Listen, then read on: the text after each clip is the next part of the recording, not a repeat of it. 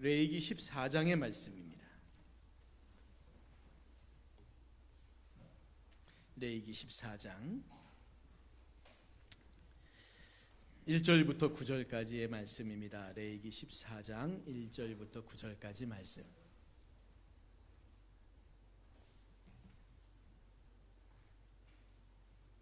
한 절씩 말씀 교독하십니다. 여호와께서 모세에게 말씀하여 이르시되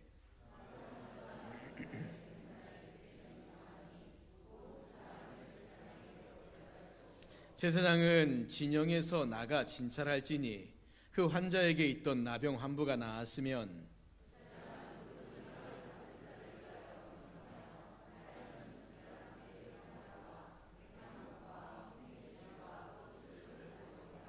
제사장은 또 명령하여 그 새 하나는 흐르는 물 위 질그릇 안에서 잡게 하고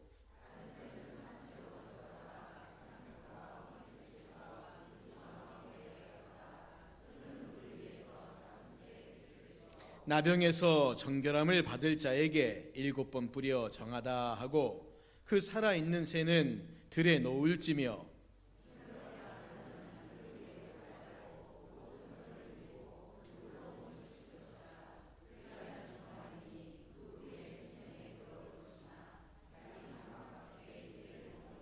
같이 읽습니다. 7째 날에 그는 모든 털을 밀되 머리털과 수염과 눈썹을 다 밀고 그의 옷을 빨고 몸을 물에 씻을 것이라. 그리하면 정하리라. 아멘.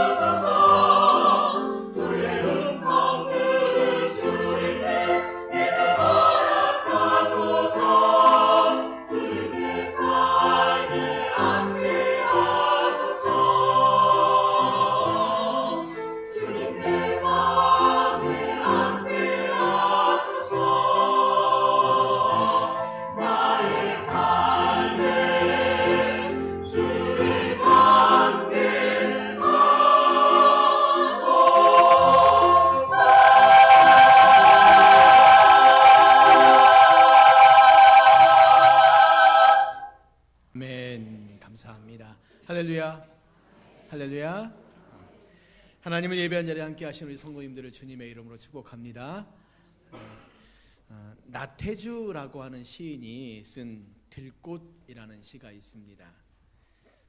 찾아봤더니 들꽃 1, 들꽃 2, 들꽃 3 뭐 이렇게 아주 짧은 시들인데, 여러분 제가 시키는 대로 한번 해보십시오. 따라하면 따라하고 시키는 대로 하면 시키는 대로 하시면 됩니다. 자, 자세히 보아야 예쁘다. 오래 보아야 사랑스럽다. 옆을 보세요. 옆 사람 보십시오. 너도 그렇다. 너도 그렇다. 예. 어려우신가요? 다시 한번 해볼까요? 야, 처음에 그냥 따라하시면 됩니다. 자세히 보아야 예쁘다. 오래 보아야 사랑스럽다. 네, 옆을 보세요. 너도 그렇다. 예. 나태주 시인의 들꽃이라는 시입니다.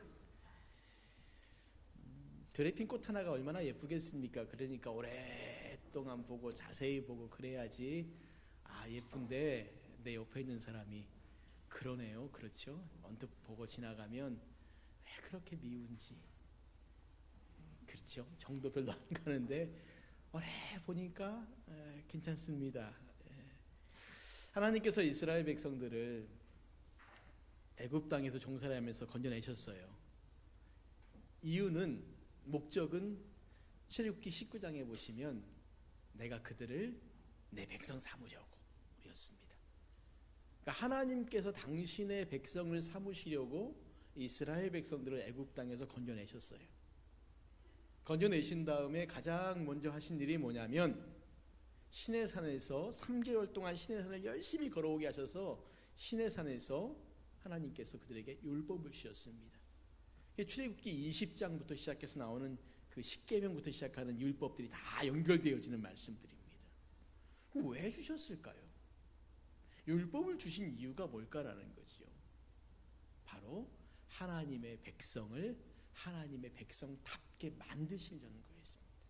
그러니까 이스라엘 백성들이 애굽 땅에 있을 때부터 그들은 하나님의 백성으로서의 완전한 모습이 아니었다는 거죠. 완전한 모습이 아니었어요. 그런데 그들을 하나님께서 부르셔서 이제 너희는 내 백성이니까 어떻게 살라고요? 내 백성답게 살아야 한다라는 것입니다. 그러니까 하나님의 오랫동안 참고 기다리심이 여기 있는 거예요. 그래서 잠깐 보고 난 다음에, 잠깐 견디고 난 다음에 에이 몰라 이렇게 안 한다는 거죠. 때론 인내하고 때론 참고, 우리 찬양도 그렇게 나오지 않았습니까? 그러니까 오늘 우리의 삶이 그러해야 된다는 거죠. 하나님의 백성으로 살아갈 때에는 하나님이 나를 그렇게 동안 참아주셨고 견뎌주셨구나라는 것이고, 그리고 우리에게도 똑같은 요구를 하시는 거예요. 너희들도 하나님의 나라의 백성답게 살려면 너희도 똑같이 내가 너희를 참아준 것처럼, 내가 너희를 인내해 준 것처럼 참고 인내하고 서로를 돌아보는 삶을 살아가야 한다라는 것입니다. 그게 바로 율법의 의미예요. 율법의 의미입니다. 마음을 움직이는 힘, 배려라고 하는 책이 있습니다. 한상복이라고 하는 분이 쓴 책인데, 이 책에 보면 행복과 성공은 남에게 베푼 배려를 통해서만 이루어진다라고 그렇게 이야기를 합니다. 이 책의 주인공이 나오는데 위라고 하는 사람입니다. 이 위라는 사람은 어떤 사람이냐면 입사 때부터 회사 내에서 고속 승진을 계속 해온 인재입니다.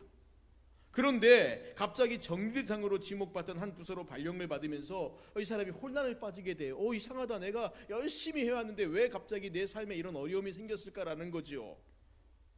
설상가상으로 이 사람이 직장 일에만 신경 쓰다 보니까 가정에 전혀 신경을 못 쓰지 않습니까? 그래서 내가 더 이상 당신과는 결혼 생활 못하겠다라는 이 아내가 집을 나가버리고, 그리고 이후에 이혼서류를 보내옵니다. 이 상황 가운데서 주인공이 이런 고백을 해요.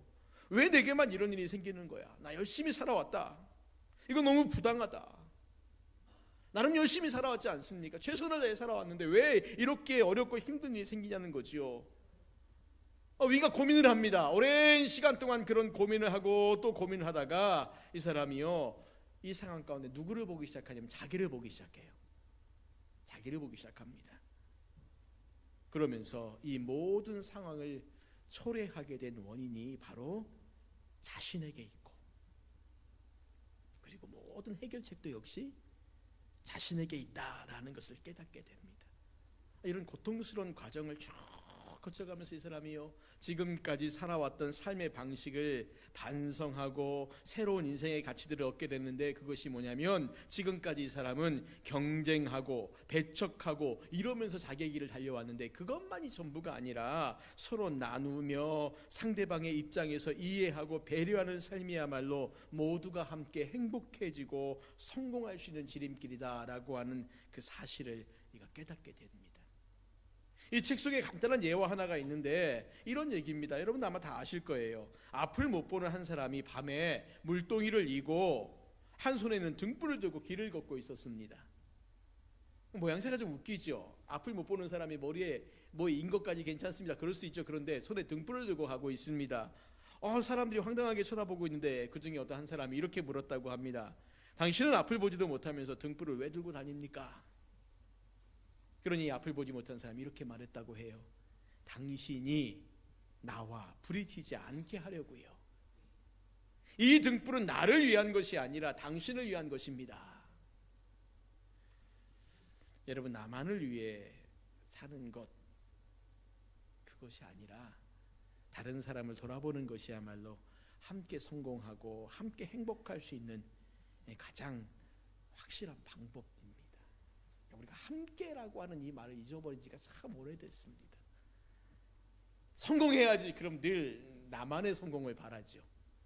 잘 돼야지, 그럼 꼭 나만의 잘됨을 바라죠.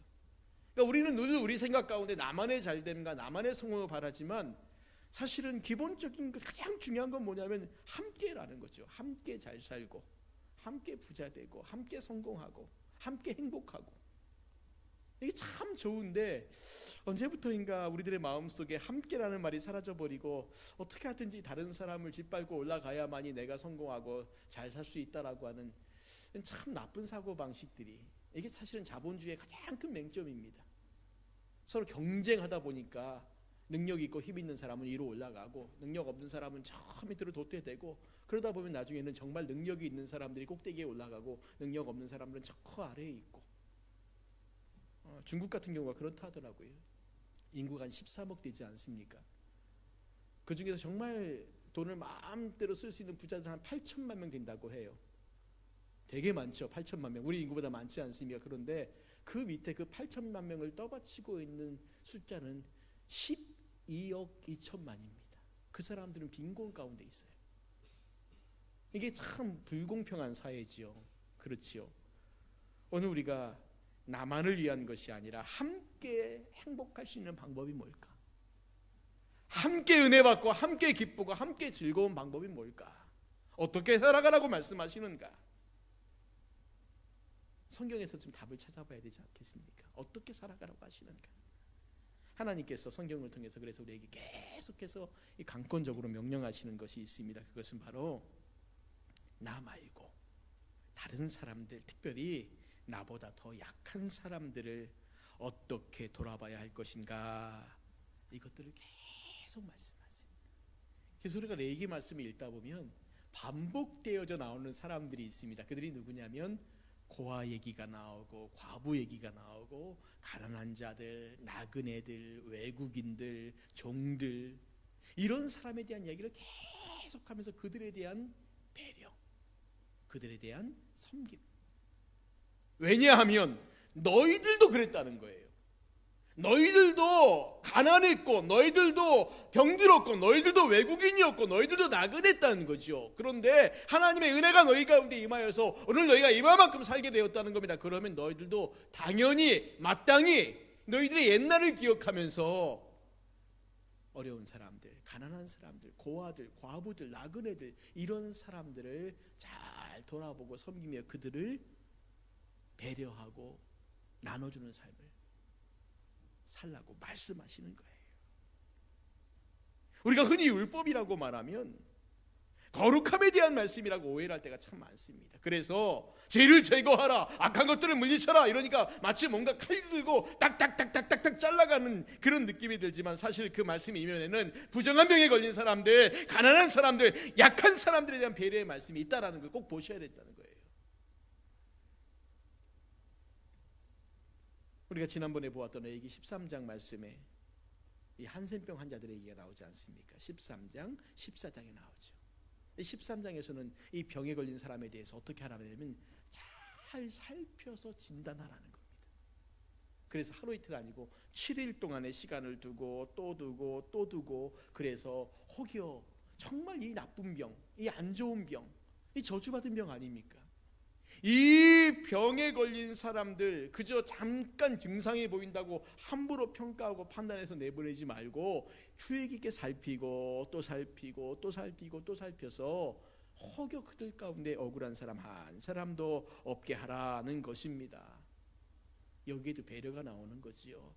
자, 그런데 오늘 우리가 읽은 본문 말씀은 이 사람들이 이제 병이 진단됐고 확정됐어요. 그러니까 어떡합니까? 이제 나가 살아야죠.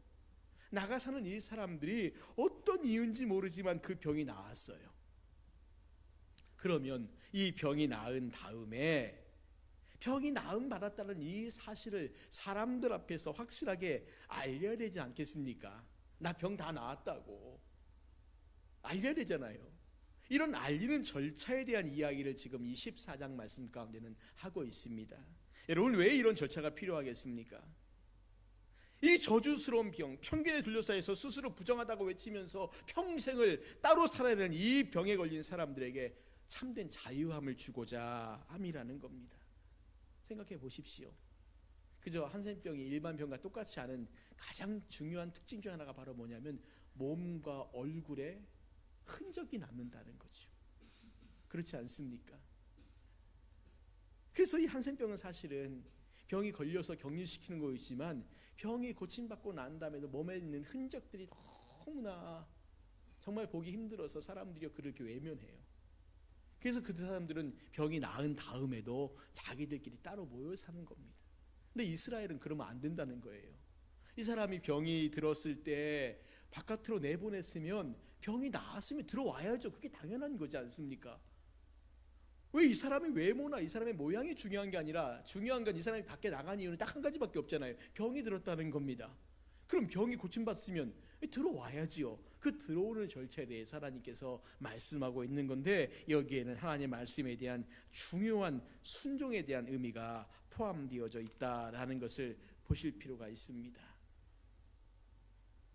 13장과 14장 쭉 같이 읽다 보면 흥미있게 볼 수 있는 것이 무엇인가, 이 한센병에 걸린 이야기를 쭉 하면서요, 여러분 잘 보십시오. 이 병의 원인에 대해서는 한마디도 말하지 않고 있습니다.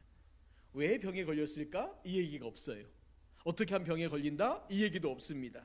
다만 병에 걸린 사람에 대한 진단과 처방, 그리고 병이 나은 사람에 대한 후속 조치에 대한 것들만 쭉 이야기하고 있습니다. 여러분, 여기에 하나님 마음이 또 있습니다.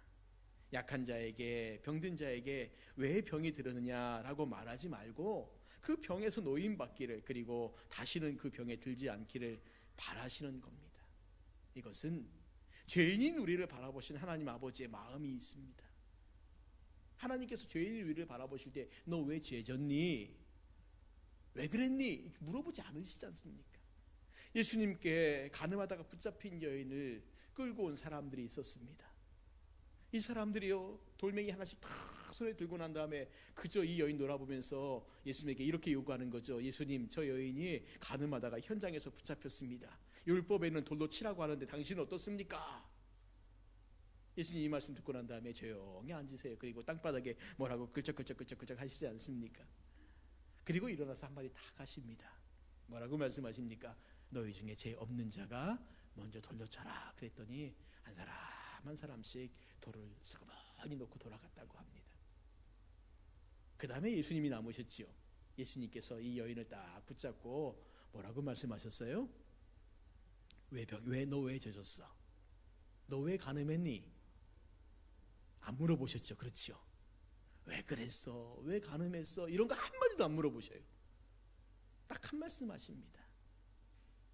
나도 너를 용서하니 가서 다시는 죄 짓지 마라. 끝이에요. 이게 끝입니다.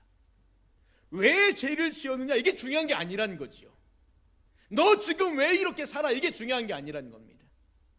예수님에게 중요한 건 그 여인이 죄를 지었다는 것이고, 그리고 예수님이 그 죄를 용서하셨다는 것이고, 또 한 가지, 이제 이 여인이 할 일이 있다는 거예요. 그건 뭡니까? 다시는 가서 죄를 짓지 않는 겁니다. 여기에만 관심을 가지라는 거예요. 우는 자들이 있고 약한 자들이 있고 힘들어하는 자들이 있을 때 그들에게 대해서 너 왜 그렇게 살아? 너 왜 이거 못해? 이 원인이 중요한 게 아니라 우는 자들과 함께 같이 울고 슬퍼하는 자가 같이 슬퍼하고, 그리고 그들을 이렇게 세우면 된다는 거죠.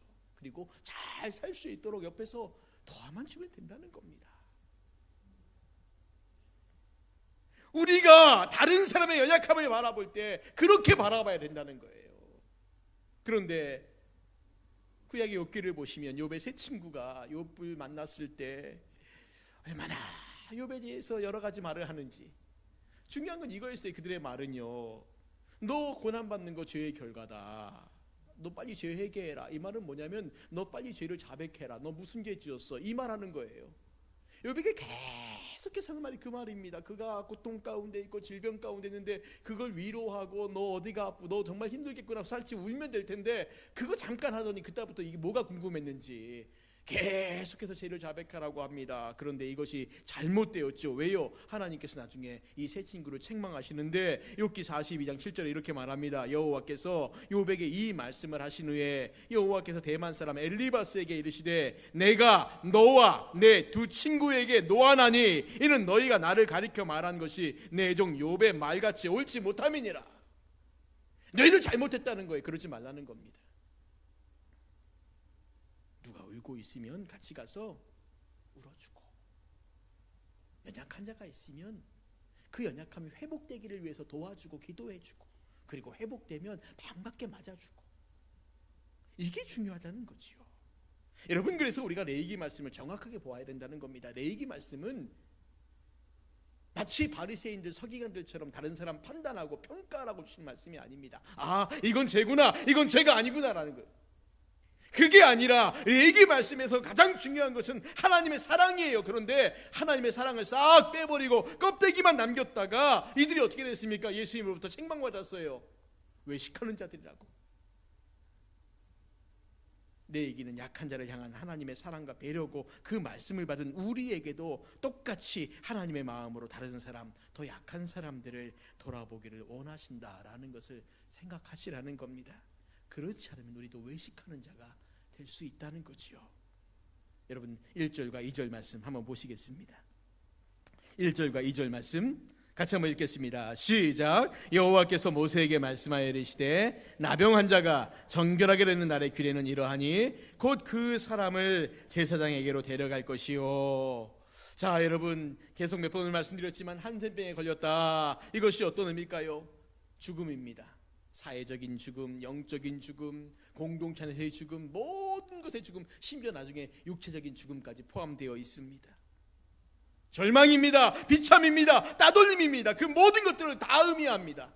공동체에서 쫓겨나와서 집 밖에서 내 몸의 일부분들이 무너져가는 것을 지켜보며 살아야 하는 그 괴로움과 외로움, 고통이 다 있는 병입니다. 그런데 오늘 14장 말씀해 보시니까 이 사람이요, 뭔가 몸이 나아지는 기미가 좀 생겼다 그러는 거예요. 분명히 병의 진단을 받고 바깥으로 나가 살았어요. 그런데 어떻게 나는지 모르겠어요. 몸이 좋아져요. 몸에서 진물이 흐르던 몸이 꼬득꼬득 잘 말라가요. 더 이상 퍼지지도 않아요. 그런데 나중에 보니까 더 좋아집니다. 어떻게 할까요? 그럼 이 사람 다시 다 병 나았으니까 공동체로 돌아와야 되지 않겠습니까? 13장에서는 분명히 그렇게 말하잖아요. 한센병에 걸린 사람들이 그들 자신과 공동체를 위하여 나갔어요. 그럼 14장에서는 그렇게 어쩔 수 없이 공동체를 떠날 수밖에 없는 이 사람들이 다시 공동체 안으로 들어와야 되지 않겠습니까? 받아줘야 되잖아요. 13장에서는 강제적으로 이들을 내보냈어요. 그럼 강제적으로 내보냈다면 14장에서 이들을 받아들일 때는 기쁜 마음으로 받아들여야 되지 않겠습니까? 문제가 해결됐으니까요. 원인이 해결됐으니까요. 그렇게 되지 않겠습니까? 그런데 제가 이미 말씀드린 것처럼 그게 쉽지 않다는 겁니다. 왜? 한센병은 일반 다른 병과는 다르게 몸에 흔적이 너무 많이 남아있잖아요. 그러니까 저 사람에 대해서 병이 나았는지 안 나았는지 의심도 생기고 몸에 생긴 흉터 때문에 너무 끔찍하기도 하고 이걸 어찌 해내느냐. 그런데 하나님께서는요, 그러면 안 된다는 겁니다. 공식적인 절차를 마련하셔서 그 절차를 거친 사람들에게 공동체 안에서 정당하게 들어올 수 있는 권리를 부여해 주시는 겁니다. 권리를 부여해 주시는 거예요. 그러므로 이 하나님의 말씀을 들으면 내가 이 말씀에 순종해야 되겠구나 라고 하면서 그 약한 사람들 이 다시 공동체 안으로, 사회 안으로 들어올 수 있게끔 받아주어야 된다는 거지요. 우리가 여전히 많은 편견 가운데 사로잡혀 있는 것 중에 하나가 바로 전과자들에 관한 생각들이지 않습니까? 지금이야 조금 낮았겠지만 예전에는 전과자는 사회에 들어와도 취직 못한다, 이게 너무나 컸잖아요. 그렇죠. 그러니 그 사람들이 뭐 고의로 죄를 지었건 아니면 실수로 죄를 지어서 교도소에 갔다 왔건 간에 이미 전과가 생기고 나면 그 다음부터 사회생활이 잘 안 됩니다. 복귀가 안 되는 거예요. 나가긴 나갔는데 들어오기 어렵다는 겁니다. 왜? 사람들의 인식 때문에. 그러니 이 사람들이 견디다 못해 어떻게 합니까? 할 수 없죠. 나가서 다시 또 죄를 짓는 것밖에. 여기서 건강하게 나를 안 받아주니까, 나를 의심하니까, 그러니까 방법이 없지 않습니까? 다시 죄 짓는 공동체로 가야지요. 그것밖에 방법이 없으니까요. 사람들의 편견이란 게 그렇게 무섭다는 겁니다. 누군가가 죄를 지어서 아니면 누군가가 어떤 문제가 있어서 공동체를 잠깐 떠났다가 다시 들어오는데 이 사람이 돌아오는 그 모습이 옳아요. 그리고 마땅히 돌아와야 돼요. 그럼 어떡합니까? 받아줘야죠. 품어줘야죠. 그런데 우리 모두가 그것들을 참 잘 못합니다. 정말 잘 못합니다. 편견이란 거죠. 한센병 환자들도 마찬가지라는 겁니다. 그래서 우리나라에도 한센병 환자를 병 걸린 사람들이 모여 사는 공동체가 있었고요. 그 사람들 가운데 병이 나으면 다시 또 떨어져서 자기들끼리 모여 사는 공동체가 또 있었어요. 얼굴에 흉터 때문에 손가락이 없고 발가락이 없고 눈이 없고 귀가 없고 이러니 일반 세상 속에 사람들이 살면 사람들이 다 도망가요. 무섭다고요. 1990년대인가 대구에서 개구리 소년들 사라졌던 일들이 있었습니다. 지금도 여전히 미제죠. 근데 이 아이들 없어졌을 때요, 한때 어떤 소문이 들었냐면은 나병 환자들이 이 아이들 잡았다가 잡아먹었다는 그런 소문이 들렸던 적이 있었습니다.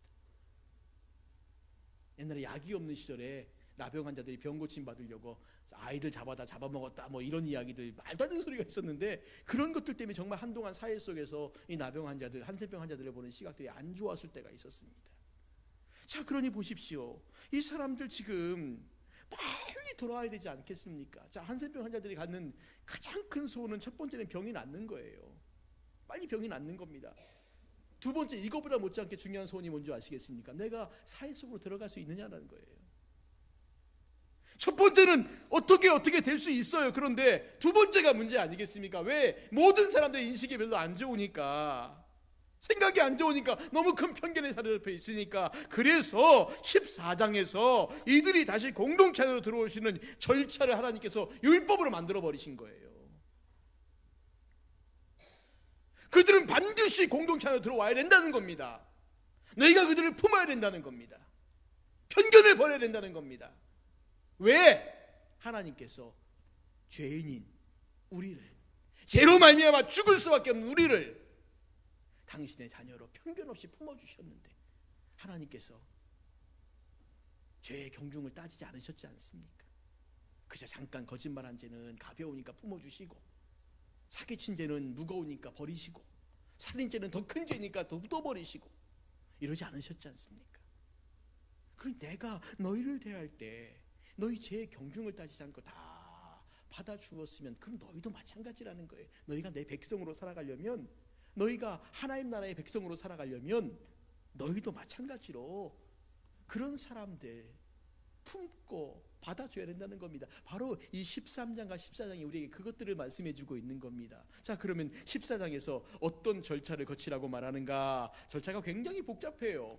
굉장히 복잡합니다. 굉장히 어렵습니다. 그럼에도 불구하고 이 절차가 중요한 것은 이런 절차를 하나하나 진행해 나가면서 이 사람 마음속에 이제 내가 나았구나, 그리고 내가 사람들에게 인정받겠구나 라고 하는, 이제 받아들여지겠구나라고 하는 이런 마음들을 가질 수 있는 건데, 자, 먼저요, 1차 정결의식의 진행은 7번 진행 절차가 있습니다. 제일 먼저는 제사장이 진 밖에 나가서 환자를 직접 진찰하는 거예요. 두 번째는 새 2마리와 백향목, 홍색실, 그리고 우슬줄을 취하고 이 중에 새 1마리는 흐르는 물 위에서 잡습니다. 죽이는 거죠. 그리고 세 번째는 산새와 백향목, 홍색실, 우슬줄을 함께 취하여 죽은 새의 피를 찢고 정결함을 받을 자에게 7번 뿌립니다. 네 번째는 이 2마리의 새 중에서 살아있는 새는 들로 날려보내는데, 이것은 마치 16장에 나오는 아사셀의 염소처럼 병과 부정함을 가지고 멀리 가라, 이 의미가 있습니다. 다섯 번째는 옷을 빨고 털을 밀고 몸을 물로 씻습니다. 그리고 여섯 번째는 진 안에 들어가서 자기 장막 안에서 7일 동안 거기 거합니다. 그리고 7번째는 7일이 지난 후에 머리털과 수염, 눈썹을 다 밀고 옷을 빨고 몸을 물로 또 씻습니다. 이런 1차 정결의식이 끝나고 나면 2차 정결의식을 행하는데 8일째 하는 의식입니다. 속건 제물의 피를 우편 깃뿌리, 우편 손가락, 엄지가락, 우편 발 엄지가락에 바르고 기름을 여호와 앞에 7번 뿌리고 정결함을 받은 자의 우편 깃뿌리, 우편 손 엄지가락, 우편 발 엄지가락에 또 바릅니다. 그리고 다시 속죄제를 드리고 번제와 소제를 드림으로 정결의식을 다 마친 다음에 20절 후반부에 보시면 이렇게 말합니다. 그리하면 그가 정결하리라. 병이 나았다는 말과 정결하리라, 이 말은 다른 말입니다. 사실은 병이 들었으면요, 병이 든 것과 부정함이 같이 오는데 병이 나았어요. 그러니까 그 다음에 해결되게 뭡니까? 이 부정함을 해결해야죠. 이게 정결함입니다. 그래서 이 사람을 사회로 복귀시키는 겁니다. 여러분, 어느 한 사회가 약한 자를 고려하지 않는다, 그럼 행복할 수 있을까요? 행복할 수 있을까요? 약한 사람과 더불어 살지 않는 사회에 나만을 생각하며 살아가는 개인, 나만을 생각하며 살아가는 교회, 나만을 위해 살아가는 사회, 더 이상 약한 사람을 배려하지 않고 살아가는 이 개인과 사회, 나보다 더 약한 사람들을 계속해서 편견으로 바깥으로 내몰아버리는 그 사회, 이 사회는 마침내 병이 들어서 더 이상 회복이 불가능할 수밖에 없습니다. 이건 분명한 공식입니다. 이 공식을 다른 누구보다 교회가 먼저 깨우쳐 알아야 됩니다. 그러나 최근의 교회와 사회의 모습은 우리의 마음을 아프게 할 때가 참 많습니다. 하나님의 복을 넘치도록 받은 한국 교회에게 하나님께서 원하시는 게 뭘까요?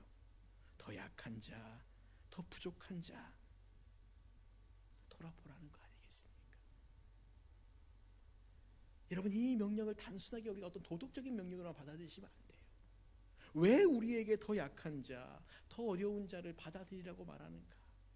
왜 몸에 병의 흔적으로 말미암아 온갖 흔적이 남아있는 그 사람을 이런 정결의식을 통해서, 정결의식이 지난다고 해서 몸이 깨끗해지는 게 아니지 않습니까? 근데 그를 왜 그렇게 하고 받아들이라고 말하는가? 이것은 하나님께서 이스라엘 공동체에 원하시는 목적이 있다는 거예요. 이스라엘 백성들에게 원하시는 게 뭘까요? 여러분, 하나님께서 이스라엘 백성들에게 가장 원하시는 것은 하나님이 그들과 함께 하시는 거였습니다. 그게 바로 임마누엘입니다. 하나님께서 이스라엘 백성과 함께 하시는 거예요. 내가 너희와 함께 하겠다는 말씀들, 세상 끝날까지 내가 너희와 함께 하겠다는 말씀, 임마누엘의 하나님이죠. 약속입니다. 그러면 임마누엘의 하나님, 함께 거하신 하나님, 그 하나님이 우리와 함께 거하시기 위해서는 우리가 어떤 사람이 되어야 될까요? 하나님께서 거하실 만한 그런 나라, 그런 교회, 그런 사람 되어야 되지 않겠습니까? 이스라엘 회중 가운데 성막이 있다고 해서 하나님이 거기 거하실 만하겠습니까? 나중에는 예루살렘의 성전을 그렇게 멋지게 지어놨다고 해서 하나님이 거기 거하실 만하겠습니까? 아니죠. 하나님께서 거하실 만한 나라, 하나님께서 거하실 만한 교회, 하나님께서 거하실 만한 성도는 누굴까요? 예, 바로 하나님 말씀대로 순종하면서 하나님이 기뻐하시는 삶을 향해 달려가는 사람들. 그게 바로 하나님이 기뻐하시는 나라고 교회고 성도입니다. 두세 사람이 내 이름으로 모인 곳에 나도 그들 가운데 함께 있다는 말씀이 우리가 잘 기억하잖아요. 여기서 두 사람이 내 이름으로, 주님의 이름으로 있다는 게 과연 무슨 뜻일까요? 우리가 기도할 때 이 말씀을 많이 쓰죠.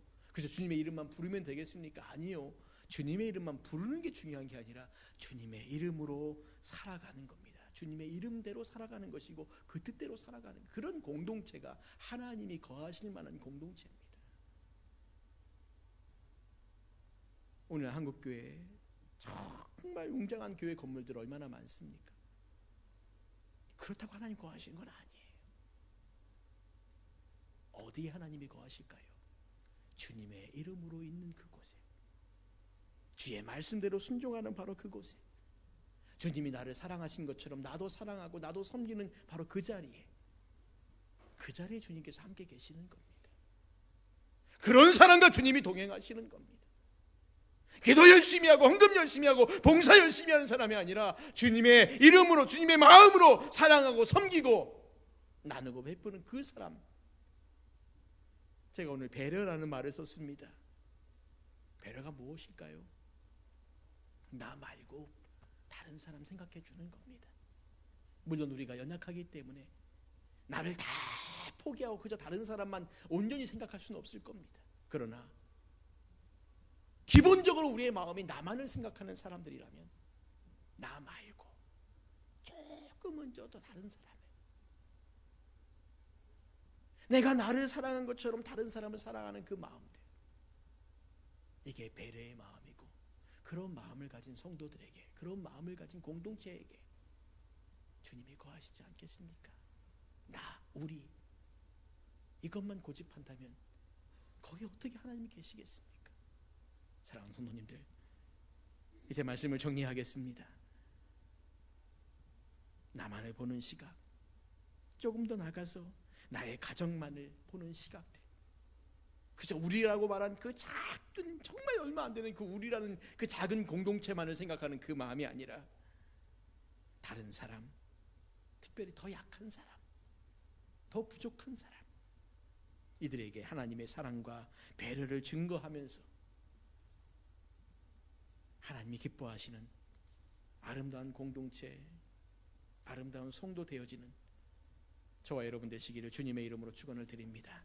우리 시간 같이 찬양하고 기도하는 시간 갖겠습니다. 사랑의 나눔 있는 곳에 하나님께서 계시도다라고 하는 찬양인데, 우리 같이 이 찬양을 정말 가사를 깊이 묵상하면서 하나님이 나와 함께 계심이 무엇인가, 하나님이 동행하심이 무엇인가, 우리가 정말 깊이 고민하면서 찬양하고 기도했으면 좋겠습니다.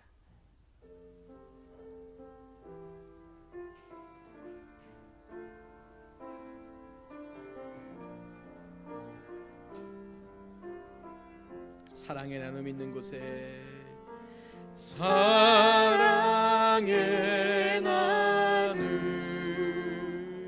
있는